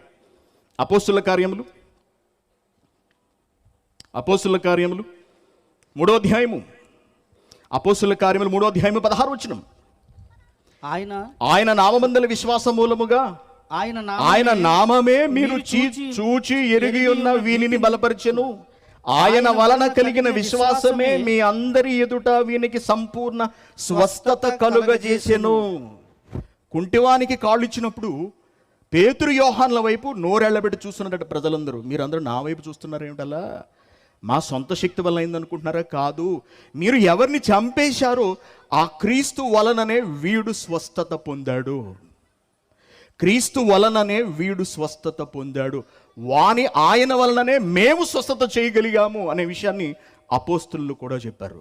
ఎందుకంటే అపోస్తులు అక్కడి లోకల్ పీపుల్, గలిలయ ప్రాంతానికి చెందిన వాళ్ళు వాక్యం చెబితే ప్రజలు వినేరు. వాళ్ళు ప్రకటిస్తున్న యేసు క్రీస్తు అని అనగా సాక్షాత్తు పరలోకం నుండి వచ్చిన దేవుని కుమారుడు అనే సంగతి అక్కడి ప్రజలు నమ్మాలి అంటే వాళ్ళు తప్పనిసరిగా సూచక క్రియలు చేయాలి. ఆ సూచక క్రియలు యేసే దేవుని కుమారుడు అని నిరూపించాయి. అలాగే పౌలు కూడా చేశాడు. Okay, very good. సూచక క్రియలు మనకు 3 చోట్ల చాలా స్పష్టంగా కనిపించాయి. ఒకటి, పాత నిబంధన తండ్రి అయిన దేవుడు మోషే ద్వారా జరిగించాడు. రెండవసారి సూచక క్రియలు మనకు కొత్త నిబంధనలో యేసుక్రీస్తు గారి దగ్గర మనకు కనిపిస్తాయి.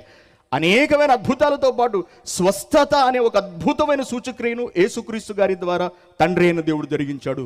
ఇది రెండవది. ఇకపోతే మూడవది, క్రీస్తు మరణించి వెళ్ళిపోయిన తర్వాత అపోస్తుల ద్వారా స్వస్థతలు జరిగాయి. మన పౌలు గారు కూడా స్వస్థతలు జరిగించారు. Very good. మోషే ద్వారా తండ్రి అయిన దేవుడు ఎందుకు జరిగించాడు? దేవుడెవరో తెలియని ఈ ప్రపంచానికి దేవుడెవరో తెలియచెప్పడానికి. క్రొత్త నిబంధనలో వచ్చిన యేసుక్రీస్తు వారు ఎందుకు స్వస్థతలు చేశారు? దేవుని కుమారుడు అంటే ఎవరో ఈ ప్రపంచానికి చూపించడానికి. బాగా గమనించాలి. దేవుని కుమారుని ఎరుగని ఈ ప్రపంచానికి దేవుని కుమారుడు అంటే ఎవరో చూపించడానికి. Very good. ఇప్పుడు అపోస్తులు స్వస్థతలు చేశారు. వాళ్ళు ఎందుకు స్వస్థతలు చేశారు? దేవుని కుమారుణ్ణి నమ్మని ఆ యూదుల చేత దేవుని కుమారుణ్ణి నమ్మించడానికి, అనగా నమ్మని ప్రజలచే నమ్మించడానికి అపోస్తులు స్వస్థతలు చేశారు, సూచక్రియలు చేశారు. దేవుడెవరో తెలియని సమాజానికి సూచక్రియలు అవసరమయ్యాయి. దేవుని కుమారుడు ఎవరో గుర్తించని సమాజానికి సూచక్రియలు అవసరమయ్యాయి. దేవుని కుమారుని అంగీకరించని సమాజాన్ని చేత అంగీకరింప చేయడానికి సూచక్రియలు అవసరమయ్యాయి. వాటిలో ఒకటే స్వస్థత. Okay, very good. ఇప్పుడు ఒక ప్రశ్న అడుగుతాను నేను, మీరు సమాధానం చెప్పండి. సూచక క్రియలు దేనికి అవసరము? ఎవరికి అవసరం? చెప్పండి అమ్మా. సూచక క్రియ దేనికి అవసరం? ఎవరి కొరకు అవసరం? సూచక క్రియ దేవునిని ఎరుగని ప్రజలకు దేవుణ్ణి చూపించడానికి అవసరం. అంతేగా? Very good. ఇప్పుడు కొత్త నిబంధనకు వచ్చేటప్పటికి స్వస్థత ఒక సూచక్రియ. ఈ స్వస్థత అనేది ఎందుకు చేశారు యేసుక్రీస్తు గారు? తనను నమ్మని సమాజాన్ని నమ్మించటం కొరకు స్వస్థత చేశారు. అలాగే అపోస్తులు కూడా, శిష్యులు కూడా క్రీస్తు దేవుని కుమారుడని నమ్మని సమాజంచే నమ్మించడానికి స్వస్థతలు చేశారు. ఇది నిజమైతే, ఇది అబద్ధం, ఇది నిజమని, ఇది వాస్తవం అని కనుక మీరు గమనిస్తే, మేము స్వస్థతలు చేస్తున్నామని చెబుతున్నటువంటి నేటి బోధకులు అసలు ఎవరి మధ్య స్వస్థతలు చేయాలి?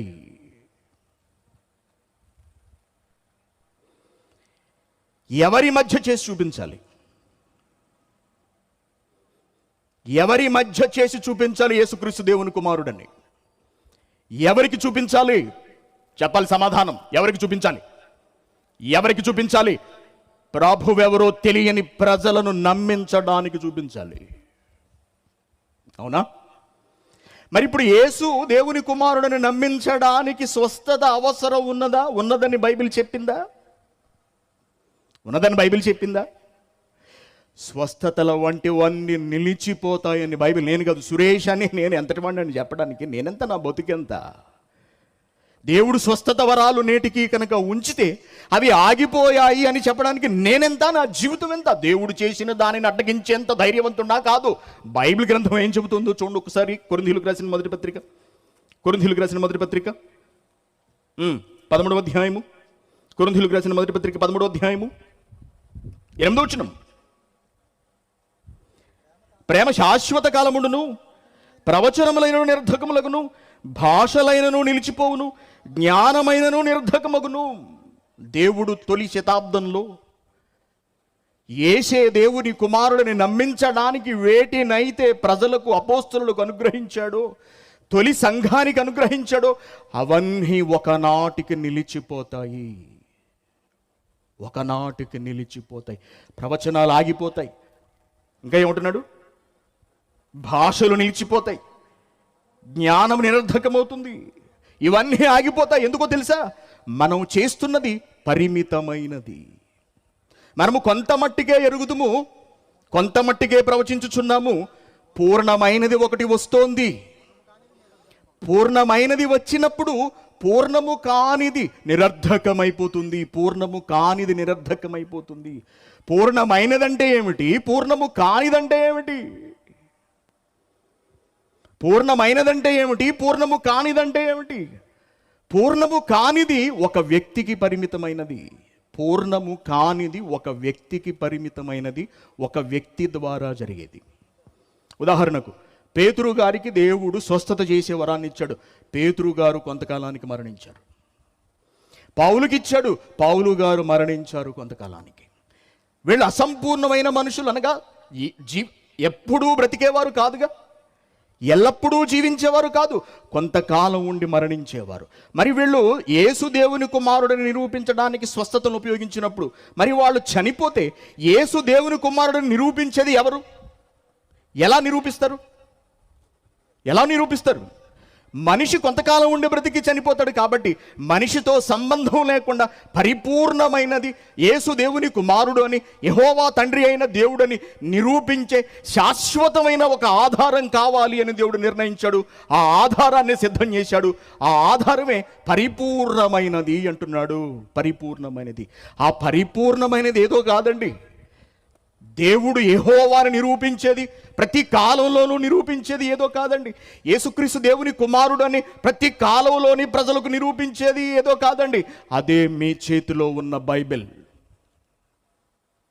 ఇప్పుడు యేసు దేవుని కుమారుడిని నిరూపించాలి అంటే ఒక వ్యక్తి ఏదో చేసి నిరూపించవలసిన అవసరం లేదు.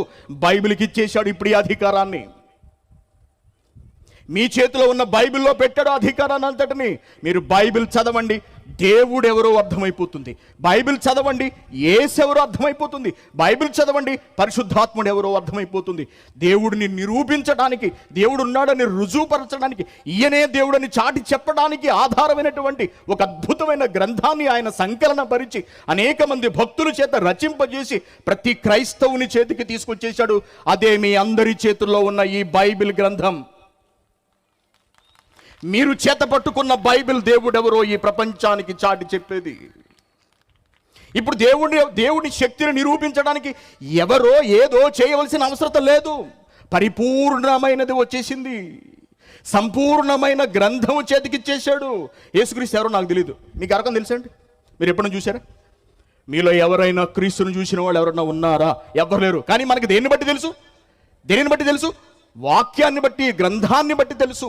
దేవుడు యెహోవా. నాకు తెలియదు, నేను ఎప్పుడు చూడలేదు. మీరు ఎవరైనా చూసారా యెహోవాని? ఎవరూ చూడలేదు. కానీ దేవుడు యెహోవా అని మనకి ఎలా తెలుసు? ఇదిగో ఈ గ్రంథాన్ని బట్టి తెలుసు. ఎవరో చెప్పగా కాదు, గ్రంథాన్ని చదివి మనం గ్రహిస్తున్నాం. ఆలోచించాలి, జాగ్రత్తగా ఆలోచించాలి. మీరందరూ కూడా జాగ్రత్తగా ఆలోచించాలి.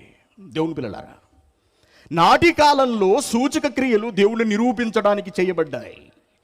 నేడు దేవుణ్ణి నిరూపించేసే ఒక ఆధారాన్ని ఆయనే మన చేతిలో పెట్టేసినప్పుడు నేడు స్వస్థతలు అవసరత ఉన్నదా?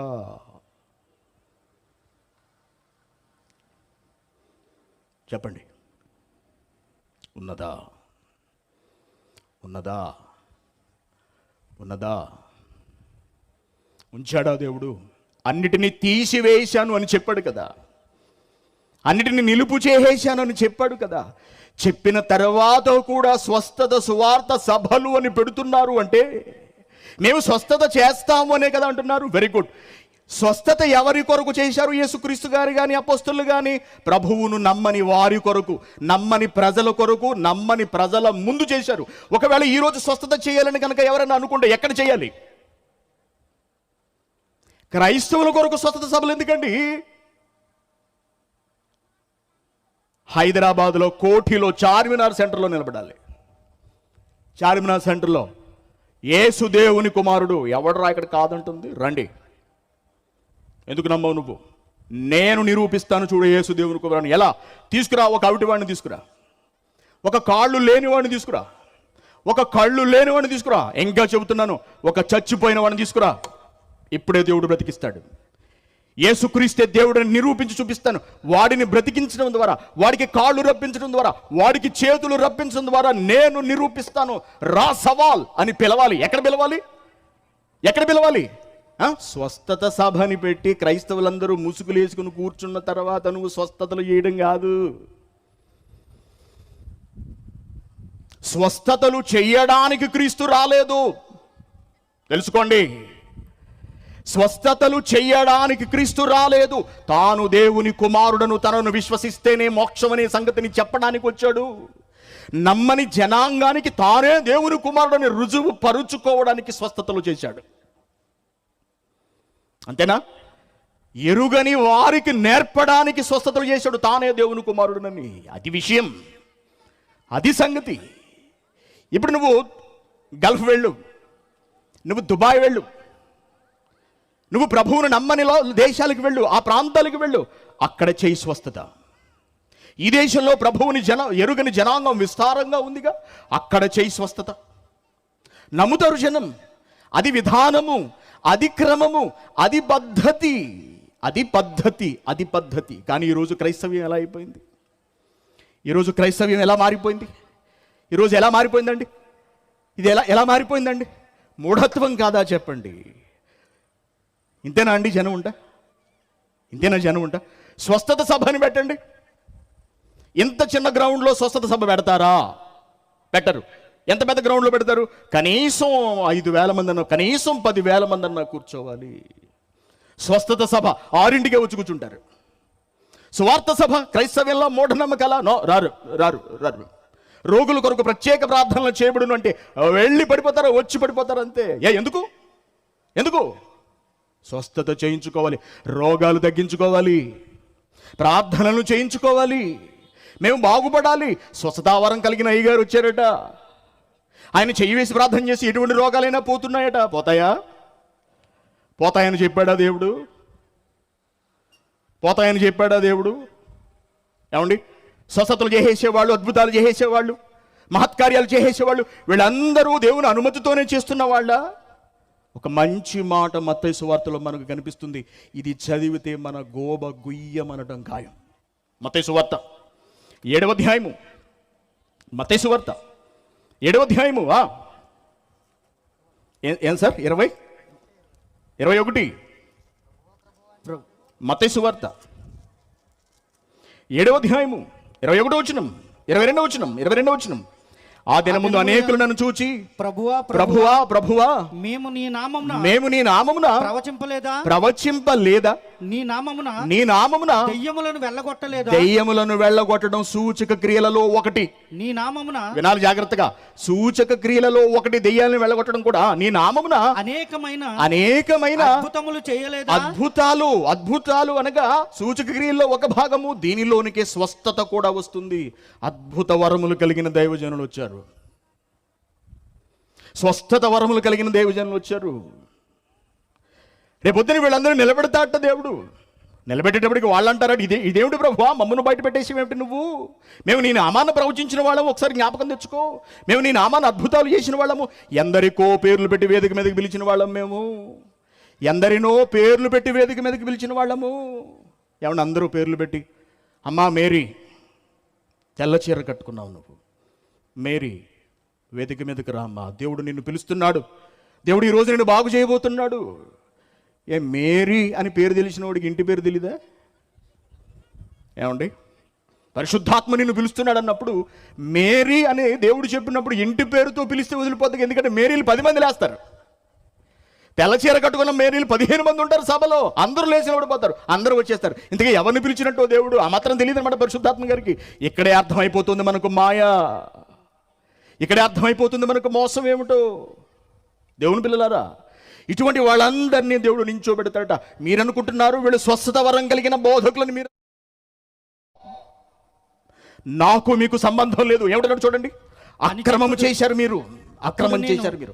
అక్రమము చేయువారులారా, ఎవరు? అద్భుతాలు చేసిన వాళ్ళు, మహత్కార్యాలు చేసిన వాళ్ళు, ప్రవచనాలు చెప్పేవాళ్ళు, అక్రమము చేయువారులారా, నేను మిమ్మును ఎన్నడు అసలు మీరు నాకు తెలియదు ఎవరు.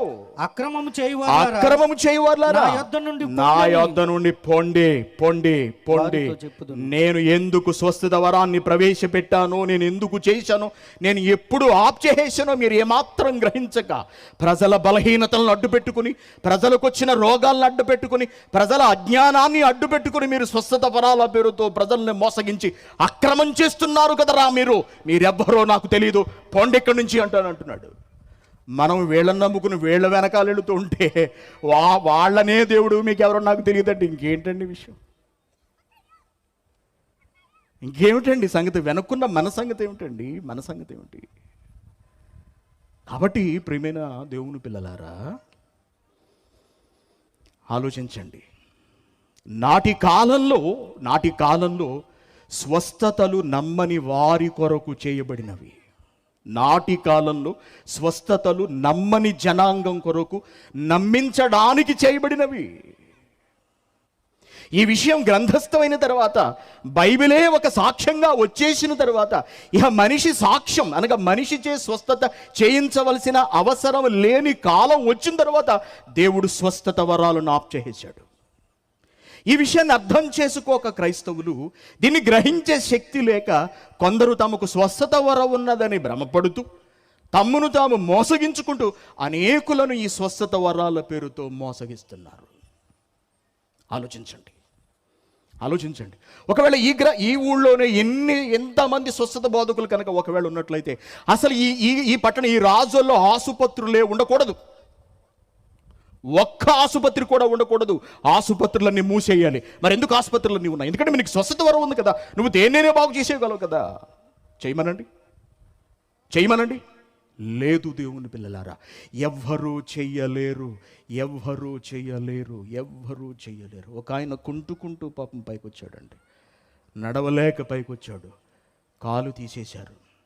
క్రైస్తవుడు, విశ్వాసి, ఆయన ఎంతో ప్రేమతో పైకి వచ్చి పాట పాడారండి. ఉన్నారా సహోదరులు? ఇక్కడ ఉన్నారు కదా, బ్రదర్ ఇక్కడ ఉన్నారా? ఎంతో బాధపడుతున్నాడండి సహోదరుడు. ఆయన చూసి గుండె తరుక్కుపోయిందండి. నాకు స్వస్థత వరం లేదండి. ఎవరన్నా స్వస్థత వరం ఉన్నవాళ్ళు ఆయనకి కాలివ్వచ్చు కదండి. ఈ పట్టణంలో ప్రార్థించి కాలు రప్పించవచ్చుగా, ఎందుకు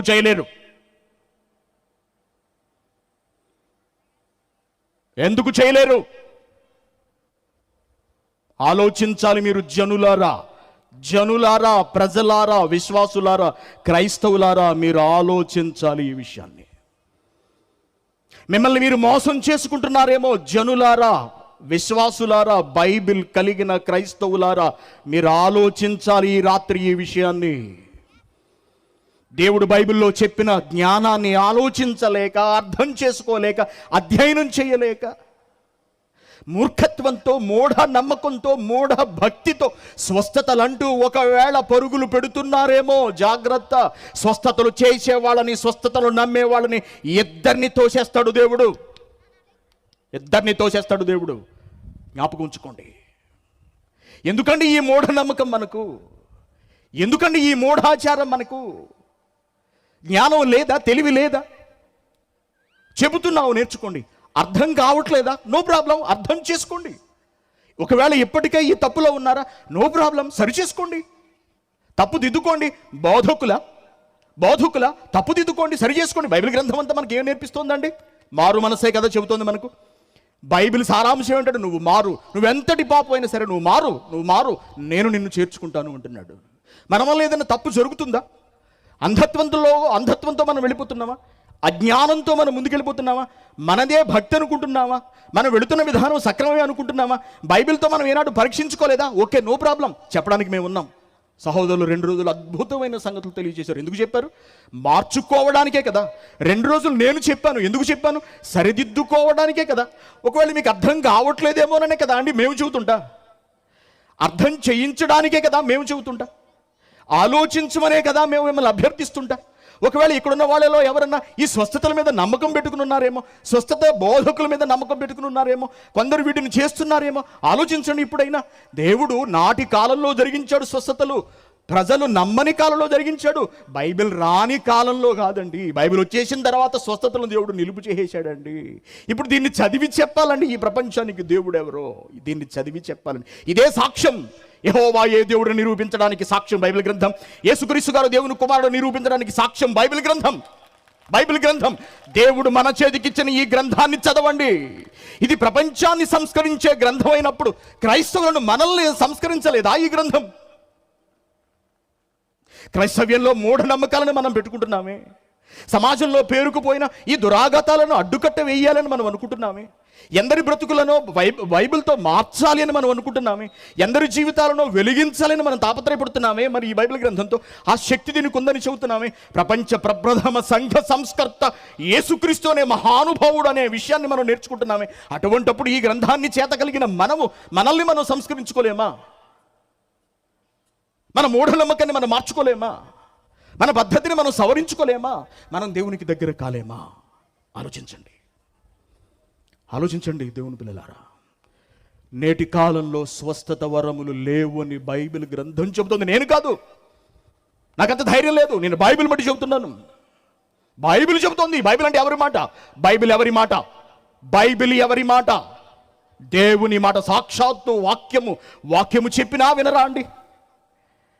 వాక్యం చెప్పినా ఆలోచించరా అండి? మీరంటే నాకేమన్నా ద్వేషం అండి? స్వస్థత వరం కలిగిన వాళ్ళంటే నాకేమన్నా ద్వేషం అండి? మాకేమన్నా ద్వేషం అండి వాళ్ళంటే? వాళ్ళ శ్రేయస్సు కోరే కదండి చెబుతుండ ఈ సంగతులు. వాళ్ళు కూడా సరిదిద్దుకుని పరలోకానికి చేరాలి అన్నదే కదండి ఆకాంక్ష. అందుకే కదా ఈ సభల ఉద్దేశం. కాబట్టి దేవుని పిల్లలారా, ప్రతి ఒక్కళ్ళు ఆలోచించాలి. ఎందుకంటే పెద్ద పెద్ద మాట అన్నాడు కదండి మన గురించి. ఏమన్నాడు? చివరి రెఫరెన్స్ అది చూసి ముగించుకుందాం. ఇక తిమోతికి రాసిన 2వ పత్రిక 4వ అధ్యాయము అయిపోయింది సార్. తిమోతికి రాసిన 2వ పత్రిక 4వ అధ్యాయం ఏమన్నాడు? మన గురించి ఏమంటున్నాడు? వచనం సార్ 20. గలతీయులకు రాసిన 2వ పత్రిక 4వ అధ్యాయము వచనం చెప్పండి సార్. వచనం చెప్పండి సార్. 4వ అధ్యాయము 3వ వచనం. ఎందుకనగా జనులు అంటే మనం హితబోధను సహింపరట. వద్దండి, వద్దు. మేము హితబోధను సహింపము అని మీరు అనుకుంటే కనుక మీరు దేవుని చేతిలో పడిపోతారు. మీరు దేవునికి లెక్క చెప్పుకోవాలి. ఇప్పుడు ఇంతవరకు నేను మీకు చెప్పిన మాటలు మీ ఆత్మలకు ఆరోగ్యాన్ని అందించే మాటలు.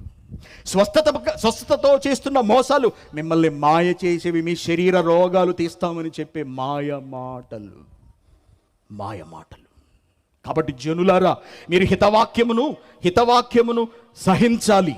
మీ ఆత్మలను రక్షించుటకు శక్తి కలిగిన ఇప్పుడు నేను చెప్పిన ఈ వాక్కులను మీరు సాత్వికంతో స్వీకరించాలి, సాత్వికంతో అంగీకరించాలి. వాక్యాన్ని అంగీకరించండి. దయచేసి చదవండి, బాగా చదవండి బైబిల్ని సంపూర్ణంగా ఆకలింపు చేసుకోండి. ఏ ఉద్దేశంతో దేవుడు ఏ కార్యక్రమాలు జరిగించాడో, ఏ కాలం వరకు జరిగించాడో, ఎంతవరకు వాటిని ఉంచాడో, ఏ కాలంతో నిలుపు చేశాడో, ఈ జ్ఞానం కనుక మీరు అర్థం చేసుకోకుండా అజ్ఞానముతో అడ్డంగా వెళ్ళిపోతుంది క్రైస్తవ సమాజం. అలా వెళ్ళిపోతుంటే అది స్వకీయ నాశనమునకే తీసుకెళ్ళిపోతుంది అంటున్నాడు దేవుడు. స్వకీయ నాశనం. దేవుని పిల్లలారా, ఈ మాటలు మీలో మార్పు తీసుకురావాలి. మీ ఆలోచనలో మార్పు రావాలి. మీలో ఉన్న మూఢనమ్మకాలు పోవాలి. మీరు సంపూర్ణులు కావాలి, మీరు పరిపూర్ణులు కావాలి. అలా మిమ్మల్ని సంపూర్ణులుగా చేసి దేవుని ఎదుట నిలువబెట్టడానికి ఏర్పాటు చేసిన సభలే ఇదిగో ఈ క్రైస్తవ్యంలో మూఢనమ్మకాల అనే ఈ సభలు. మీ మార్పు కొరకు, మీ మారు మనస్సు కొరకు, మీ ఆధ్యాత్మిక ఎదుగుదల కొరకు, మీ బ్రతుకులను సంస్కరించడం కొరకు, మీ భక్తిని శుద్ధిపరచడం కొరకు, మీ భక్తిని ప్రక్షాళించడం కొరకు ఏర్పాటు చేసిన సభలు ఇవి. దీనితో ఈ రోజుతో మీలో మార్పు రావాలి.